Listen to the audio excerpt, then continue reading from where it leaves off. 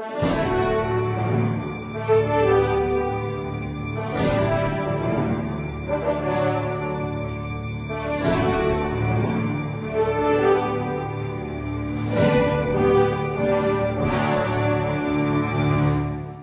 nome do Pai, do Filho e do Espírito Santo.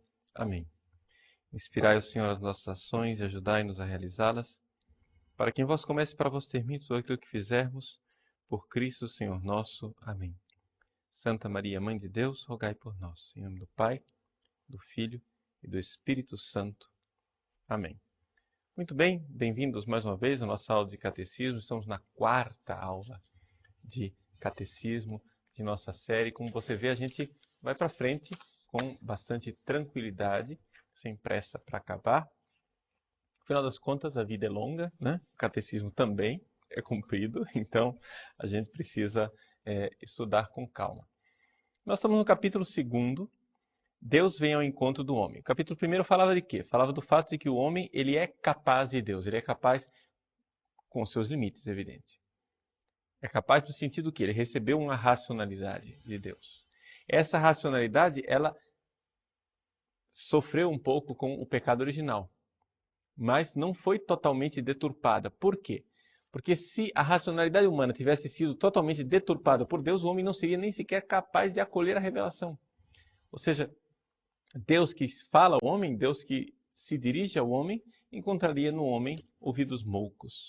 Ou seja, o homem não poderia escutar Deus e entendê-lo. Se a nossa cabeça fosse completamente deturpada pelo pecado original, Jesus viria e a gente deturparia tudo aquilo que ele dissesse, tudo aquilo que ele falasse para nós. Então, é por isso que aquele primeiro passo do primeiro capítulo é necessário. O homem tem que ser capaz de Deus, capax Dei, para que então Deus se revele ao homem. Então, o Catecismo faz um resumo disso no número 50. Ele diz assim: mediante a razão natural, o homem pode conhecer a Deus com certeza a partir de suas obras. Nós já vimos que isso é uma expressão do Concílio Vaticano I. Mas existe outra ordem de conhecimento que o homem, de modo algum, pode atingir por suas próprias forças. É a revelação divina.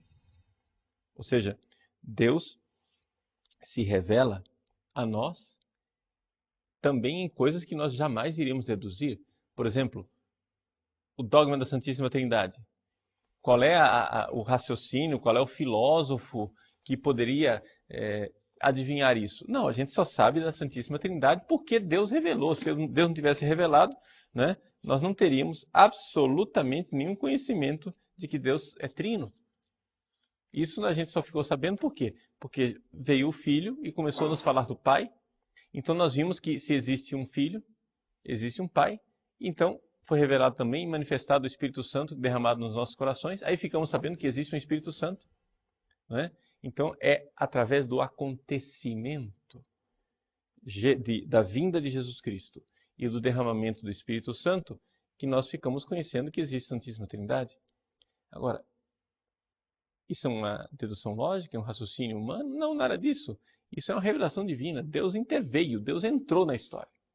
Né? Então, está aí a citação, a referência do rodapé do Concílio Vaticano I, no Denzinger, número 3015.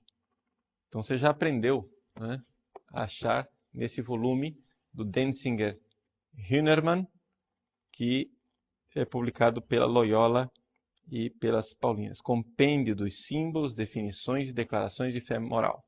O número que está citado ali é 3015. Portanto, é a Constituição Dei Filius, que foi promulgada na 3ª sessão do Concílio Vaticano I. Para você se localizar no tempo, né, nós estamos exatamente no ano de 1870. Então foi antes de Garibaldi acabar com a festa, né? Antes da brecha de Porta Pia, quando Garibaldi então entrou e tomou posse da cidade de Roma. Pois bem, Concílio Vaticano I, que não foi concluído. Né? O que é que diz o número 3015? Ele é até bastante compridinho, né? A nota que quer se colocar aqui é que existem coisas que a divina revelação somente que conhece. Ele diz assim: o constante sentir da Igreja Católica tem também sustentado e sustenta que há duas ordens de conhecimento distintas não só pelo princípio, mas também pelo objeto. Pelo princípio, visto que numa conhecemos pela razão humana e noutra pela fé divina.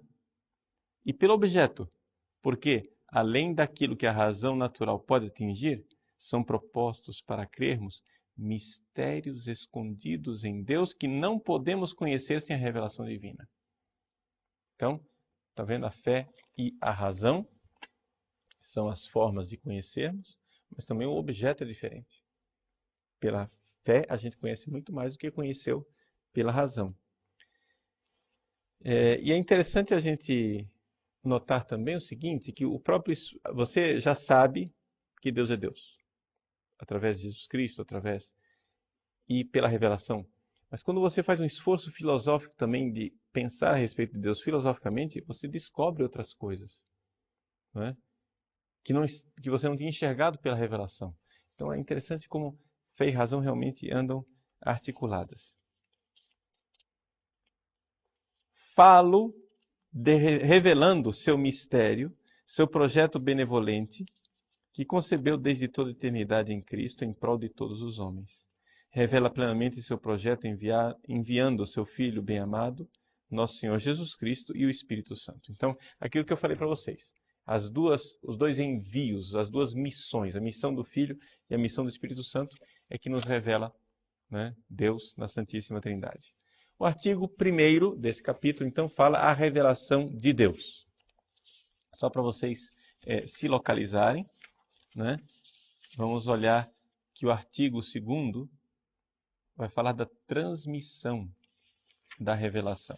É importante a gente saber disso, que não é somente uma questão de Deus revelar, é também como é que a revelação é transmitida. E aí nós vamos ver a Sagrada Escritura, a tradição, o papel do magistério nessa transmissão da revelação.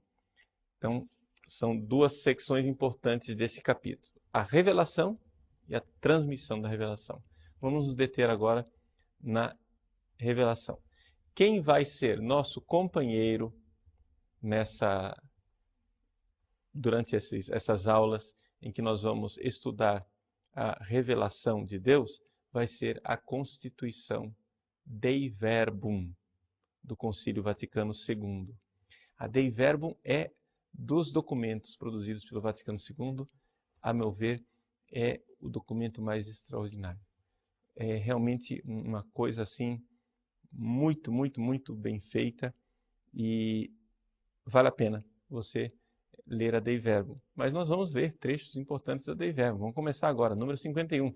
Já começa com um parágrafo, todo ele dedicado a Dei Verbum. Só para você saber, no Denzinger Hünermann, já temos aqui as citações do Concílio Vaticano II.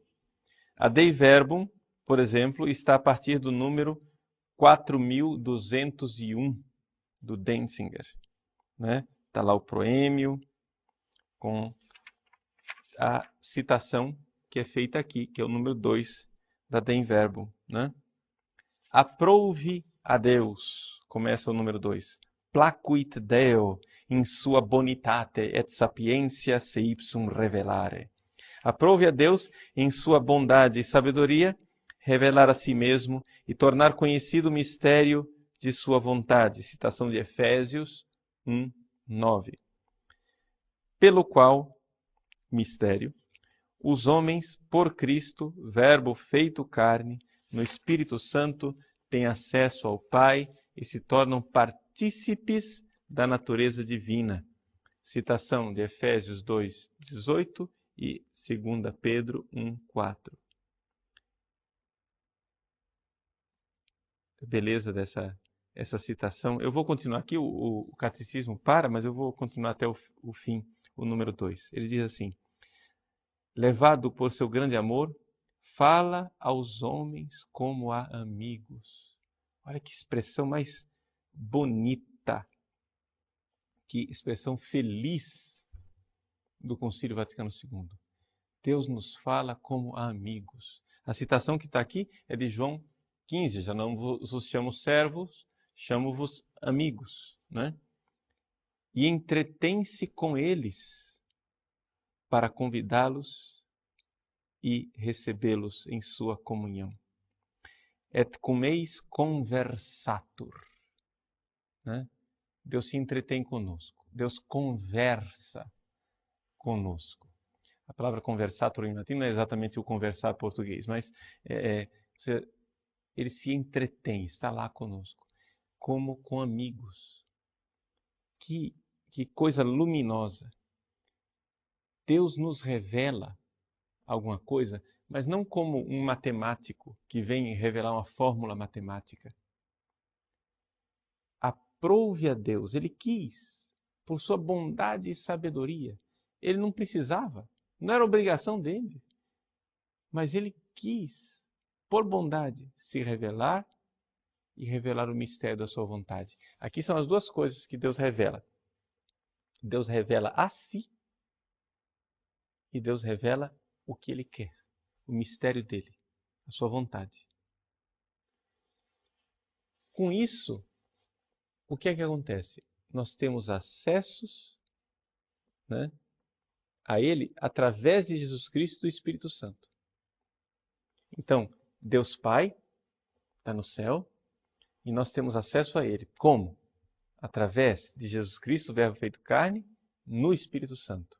Então, vejam as preposições que aqui elas são importantes. Nós vamos ao Pai pelo Filho no Espírito. Ao Pai pelo Filho no Espírito. Né? É isso, essa riqueza trinitária que está aqui nessa citação da Dei Verbo. Pois bem, este Deus, Pai,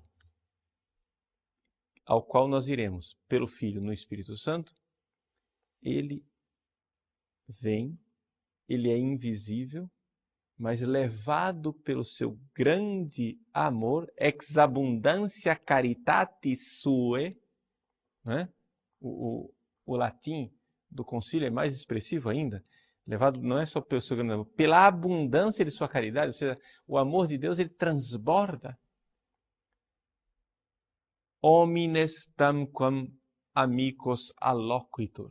Ele fala com os homens como quem fala com amigos. Com amigos.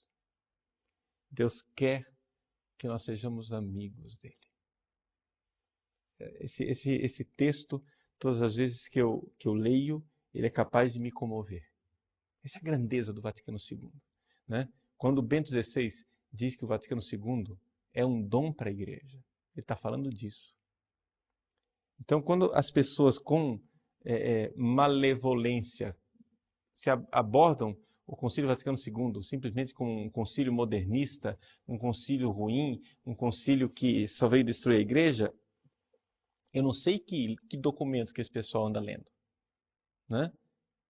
Eles andam julgando pelo espírito do concílio que não está nos documentos do concílio. Então, continuando o catecismo, no número 52, ele diz assim: Deus, que habita uma luz inacessível, primeira carta a Timóteo 6,16, quer comunicar a sua própria vida divina aos homens, criados livremente por ele, para fazer deles, no seu Filho único, filhos adotivos. Ao revelar-se, Deus quer tornar os homens capazes de responder-lhe e conhecê-lo e de amá-lo, bem além do que seriam capazes por si mesmos. Então, vejam que beleza, que coisa extraordinária o conteúdo desse desígnio de Deus. Não é? Deus habita em luz inacessível, está falando aqui claramente do Pai, né? Ele quer comunicar sua própria vida aos homens. Então, é no Filho Jesus que nós vamos ser adotados. Então, é interessante nós, desde o início do nosso catecismo, termos ideia de como é que acontece essa salvação. Existe um abismo imenso entre o homem e Deus. O que é que Deus faz? Ele transpõe esse abismo. Nós não teríamos condições de ir lá. Nós não temos condições de fazer uma torre de Babel para chegar lá em cima. Deus vem, se abaixa, se encarna e assume nossa natureza humana. Só aí já é uma grandeza. O fato de, em Jesus, Deus e o homem estarem unidos. Mas não ficou só nisso. Ele envia o Espírito Santo para que o Espírito Santo seja a unidade que une todas as pessoas neste Jesus, em um só corpo.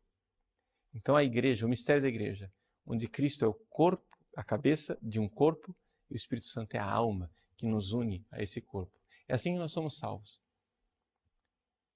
O projeto divino da revelação realiza-se ao mesmo tempo por ações e por palavras intimamente ligadas entre si e que se iluminam mutuamente. Mais uma vez é uma citação da Dei Verbum. Deus, é interessante a gente parar de ter uma noção de revelação que seja intelectualista, não é? Uma noção de revelação onde Deus veio me contar um segredo. Jesus veio, trouxe um manual, aí de repente eu tenho acesso a esse manual, está lá um conteúdo, eu estudo aquele conteúdo, né? Muito bem, e pronto. Não. Deus, quando se revela assim. Quando você, por exemplo, você se casa, você convive com a sua esposa, convive com o seu marido. O convívio do dia a dia é revelador. Revela quem você é. Deus revela quem Ele é convivendo conosco. Ele veio e se fez carne. Então, não é somente uma questão de dizer palavras, mas as próprias ações de Deus, onde o agir de Deus e a palavra de Deus se interpretam mutuamente. É isso que o Concílio Vaticano II está dizendo. Olha só. Por ações e por palavras intimamente ligadas entre si, que se iluminam mutuamente. O que fez Jesus? Ele fez tal coisa. O que disse Jesus? Ele disse tal coisa. O que ele disse ilumina o que ele fez. E o que ele fez ilumina o que ele disse. Então, a revelação divina, ela acontece numa pessoa que é Jesus Cristo. Nós iremos ver, né, mais para frente, que é uma expressão muito feliz do Concílio Vaticano II, da Dei Verbum, no número 65, lá na frente, no 65 do Catecismo, nós vamos ler que Jesus Cristo é mediador e plenitude de toda a revelação. Isso daí é uma expressão tirada diretamente do número 2 da Dei Verbum, né? Muito bem.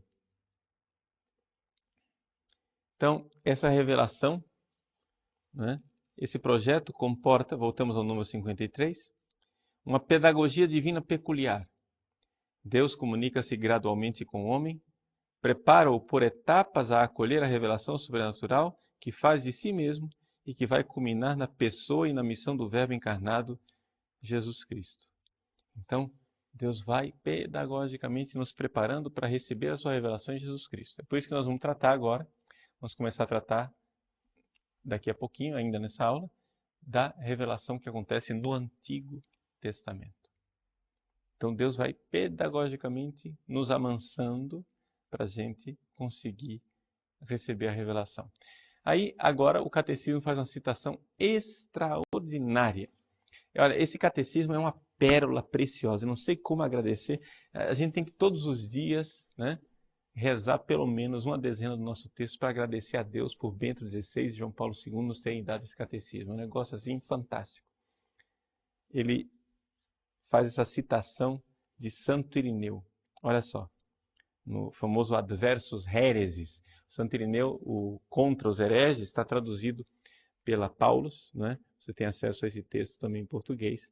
Aqui, o catecismo diz assim: Santo Irineu de Leão fala repetidas vezes dessa pedagogia divina sob a imagem da familiaridade mútua entre Deus e o homem.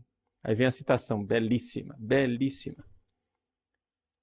O Verbo de Deus habitou no homem e fez-se filho do homem, olha só, para acostumar o homem a aprender Deus e acostumar Deus a habitar no homem, segundo o beneplácito do Pai. Olha que beleza essa citação. O Verbo de Deus habitou no homem. Quer dizer, Jesus é Deus e homem, né? Mas por que Deus precisou vir aqui e se fazer homem? Diz Santo Irineu. Porque o convívio entre Deus e o homem não é muito fácil. Nós somos muito diferentes, né? Existe um abismo infinito entre Deus e o homem. Então, Jesus veio acostumar o homem a habitar com Deus. E acostumar Deus a habitar no homem. Deus precisa se acostumar também a ficar nesse lugarzinho apertado que somos nós, né? Nesse coração tacanha que é o nosso.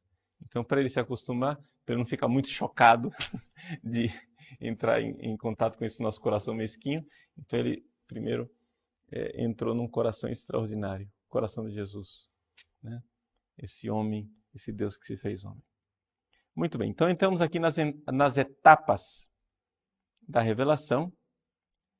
Desde a origem, Deus se dá a conhecer. Número 54. Aqui o número 54 fará uma citação da Dei Verbo número 3. Criando pelo... Então vejam, Deus se revela. Como? Primeiro, a Dei Verbo já fala de uma revelação que está lá presente desde a criação, de alguma forma. Ele diz, criando pelo Verbo o universo e conservando-o, Deus proporciona aos homens, nas coisas criadas, um permanente testemunho de si e, além disso, no intuito de abrir o caminho de uma salvação superior, manifestou-se a si mesmo desde os primórdios aos nossos primeiros pais. Então, essa citação ela recapitula um pouco a nossa aula passada, que fala da revelação que está lá desde a criação, ou seja, uma revelação que a gente poderia chamar de revelação de forma imprópria, né? É a chamada teologia natural. É a presença de Deus nas coisas criadas. Porém, logo, Deus começa a se revelar aos primeiros pais. Ou seja, o que o catecismo está dizendo aqui é que Adão e Eva, lá no paraíso, não estavam às apalpadelas buscando Deus na criação, mas que desde o primeiro homem Deus se revelou. Então, Adão e Eva não receberam somente contato sobrenatural com o demônio que os tentou e eles caíram. Não. Deus estava já se revelando a eles. Convidou-os a uma comunhão íntima consigo mesmo, revestindo-os de uma graça e de uma justiça resplandecentes. Então, Deus se revelava, Deus dava a eles uma graça, Deus dava a eles a justiça, e os nossos primeiros pais eram resplandecentes, eram maravilhosos. Acontece que veio o pecado. E com o pecado, Deus parou de se revelar? Não, responde o catecismo no número 55. Essa revelação não foi interrompida pelo pecado de nossos primeiros pais. Deus, com efeito, após a queda, novamente citação de Dei Verbo, após a queda destes com a prometida redenção, alentou-os a esperar uma salvação e velou permanentemente pelo gênero humano, a fim de dar a vida eterna a todos aqueles que, pela perseverança na prática do bem, procuram a salvação. Então, Deus, já desde o início, né, dava a eles uma esperança, né, de alguma forma, de ter um contato com a salvação. Vem uma bela citação da oração eucarística quarta, né? E aí entramos na questão da aliança com Noé. Vejam, essa aliança noática, esta aliança com Noé, ela é importante pelo seguinte. Deus fez uma aliança com Abraão. Com essa aliança com Abraão, deu início ao povo de Israel, e desse povo de Israel veio Jesus. E, portanto, ali nós temos a religião verdadeira, o caminho verdadeiro de Deus, através da revelação propriamente dita. Revelação feita a Abraão, depois aos patriarcas, profetas, e finalmente chegamos a Jesus e aos apóstolos, na plenitude dos tempos. Esse é um caminho. Acontece, porém, que como é que ficam os outros povos? Né? Bom, os outros povos, claro, vão ter que se converter também para a igreja. Mas e aqueles que ainda não se converteram, não têm relacionamento nenhum com Deus? Estão absolutamente de costas para Deus? No campo da revelação? Eles estão somente no campo da crença? Bom, abre-se aqui uma porta, que é a aliança que Deus fez com Noé. A aliança noática. Não é? Noé, ele é o, digamos, predecessor da humanidade inteira. Ou seja, se houve um dilúvio que matou todo mundo, só ficou Noé e a família dele, então ele, quando fez uma aliança com Deus, fez uma aliança para todos os povos. Então o que é que nós podemos dizer isso? O que é que o catecismo nos diz isso em primeiro lugar? Desfeita a unidade do gênero humano pelo pecado, Deus procura antes de tudo salvar a humanidade passando por cada uma de suas partes. A aliança com Noé depois do dilúvio exprime o princípio da economia divina para com as nações, isto é, para com os homens agrupados segundo seus países, cada um segundo sua língua e segundo suas clãs. Vejam algumas coisas aqui que precisamos explicar. Primeira coisa, o que quer dizer economia divina? Economia aqui não tem nada a ver com dinheiro.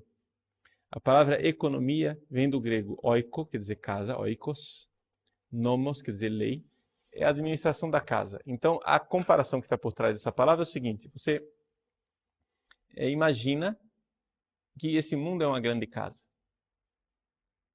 O que é que Deus, Pai de família, faz para administrar sua casa? Ou seja, para nos salvar, para nos fazer o bem. Então, quando você ouvir na teologia essa expressão economia divina, na sua cabeça deve imaginar Deus que age na história para nos salvar. Né? Então, Deus, nele mesmo, lá no céu, não é economia, é Deus imanente nele mesmo lá. Aí quando Deus entra na história, ali é economia, é história de salvação. Então, quando fala de economia, você lembra imediatamente história de salvação. Tá? Então, dentro da economia divina, ou seja, da história de salvação, Deus fez uma aliança com Noé, que é uma aliança com as nações. Né? Essa ordem, ao mesmo tempo cósmica, social e religiosa, da pluralidade das nações, destina-se a limitar o orgulho de uma humanidade decaída que, unânime em sua perversidade, gostaria de construir por si mesma sua unidade à maneira de Babel. Aqui, meu irmãozinho, o catecismo está dando uma paulada, mas uma paulada imensa em cima da pretensão de um governo mundial. Por quê? Porque essa história que esse pessoal quer, um governo mundial, é arrogância e é soberba. Quando Deus dividiu os povos, depois de Babel, Deus dividiu os povos para quê? Para que a humanidade se limitasse o orgulho, o seu orgulho. Aí o que acontece? O ser humano não aprende a lição. Nós queremos agora fazer uma unidade. Como? Olha aí, uma unidade que seja a maneira de Babel. Eu vou enfrentar Deus, eu vou tomar o lugar de Deus. Aqui que está a pretensão. E é um governo mundial que realmente quer tomar o lugar de Deus. Eles querem decidir quem vai viver, quem vai morrer, né?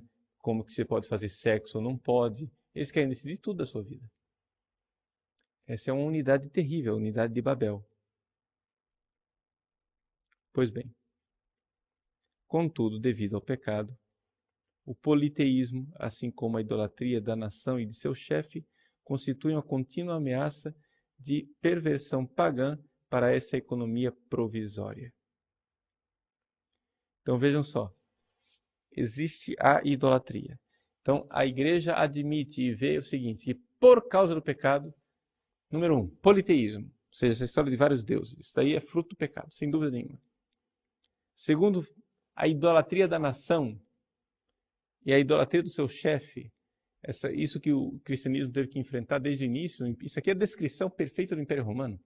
O Império Romano era um império politeísta que adorava o próprio império através dos sacrifícios que eram oferecidos ao divino imperador.